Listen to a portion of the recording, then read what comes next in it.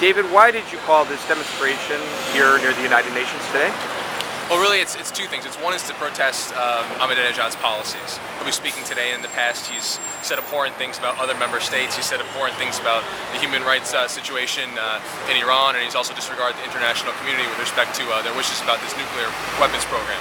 The other reason is that we want to send a message to the Hilton Hotel, which is over my left shoulder here, who, despite the wishes of most people in New York, most sensible Americans, people around the world, have decided to host Ahmadinejad. Well, he has the right to public accommodation, doesn't he?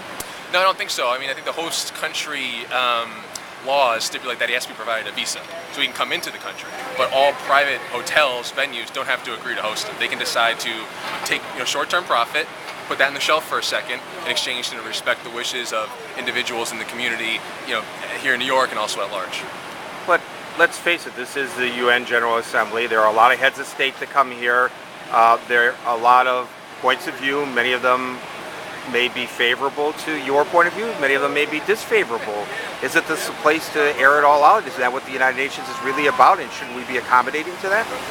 Yeah, it's exactly right. I mean, we have our First Amendment rights here in this country, unlike in Iran. The UN is a place of forum for people to kind of discuss these certain issues. We're out here, a great number of people are out here today protesting Ahmadinejad and his policies. It's our right. We think, and a lot of people also think, that corporations, venues based in the U.S. or multilateral companies should, respond to pressure from individuals who wish that, they didn't service people like Ahmadinejad, who violate international law and who violate people's international rights. And your main concern is the building of his nuclear program? Yes, sir. Which you don't believe is for peaceful purposes? No, we tend to question his assertions in that regard. So what should the international community do about that? Well, the international community recently has taken some good steps. The new round of UN sanctions that just passed, I think, were a symbol of kind of the international community's opposition to his nuclear weapons program. We also have some good domestic sanctions here as well that were just passed and the U.S. Congress has signed into law.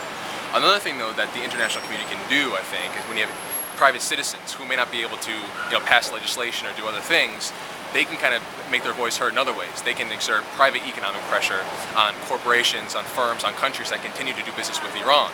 Iran relies on these institutions, on corporations, on firms, for valuable sources of income and technology, also imprimaturs of respectability.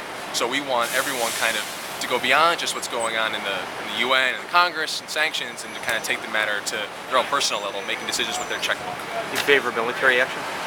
No, we're not about military action. We think that would be bad for everyone involved. I think the best choice that we have, aside from military action, is really focused diplomatic and economic pressure, which I think is starting to have an effect.